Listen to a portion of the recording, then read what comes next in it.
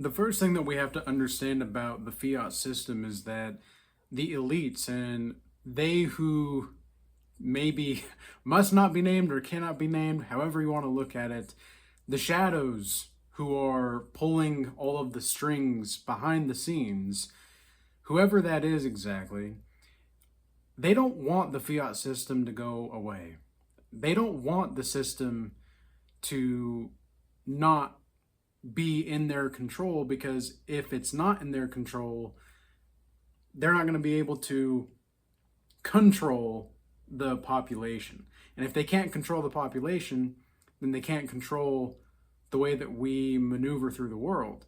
And so, do I think that there's going to be a controlled collapse? Yes, it could be. The only way that the system can continue is through more debt. That's the only way that the financial system, as far as the fiat terms go, that we're in can continue, is that we're going to have to be indebted to more debt and indebted to more debt, etc. I mean, we are already nearing 39 trillion or so with the national debt for the United States, and that's projected to go up to about 42 trillion this year. So we're borrowing money to pay the interest on the loans that we have, and we're going to continue to do so, and we're going to continue to do so, and we're going to continue to do so. It's not going to go away. This debt is not going to go away. The elites in charge, you have to understand why they do this. Okay, I like to dive deep into why they are doing the things that they're doing and how they're doing the things that they're doing and what exactly is in it for them spiritually. Okay, because you think to yourself, why would anybody want to be in debt and stay in debt to a system that's already in debt? Well, because these elitists are materialists. They want to worship the material by living in this material plane forever. They are, how do I say this without, you know what, I'm just going to say it because it is what it is. They are basically occultists. Now, occult doesn't necessarily mean like evil. It just means that they dabble in unknown knowledge, right? And they keep that knowledge hidden from the population at large, because if the population knew exactly what they were doing, they would know that this is black magic, essentially. This is black magic. And a lot of you guys will be like, well, what do you mean black magic? What are you talking about here?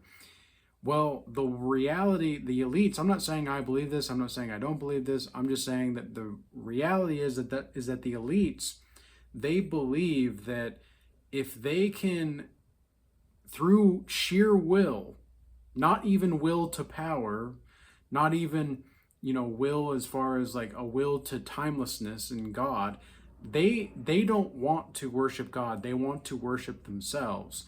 And so they do that by manipulating the population to siphon off of the energy of the population so that they can stay in power.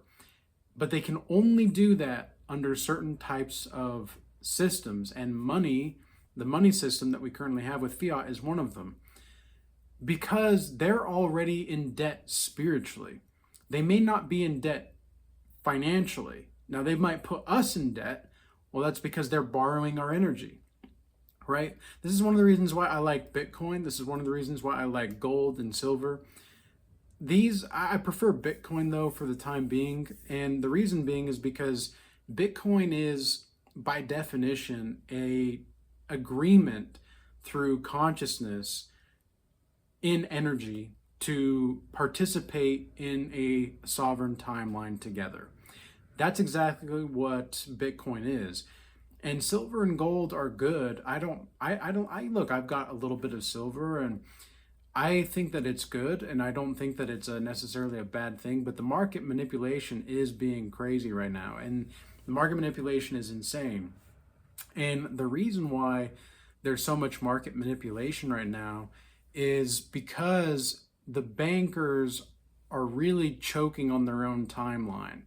Okay, they're realizing that they can't continue to go on and yet at the same time, they don't want to not continue to go on. And so the only way that we're going to get out of this, because let's just be real, the richer are going to get more rich and the poor are going to get more poor.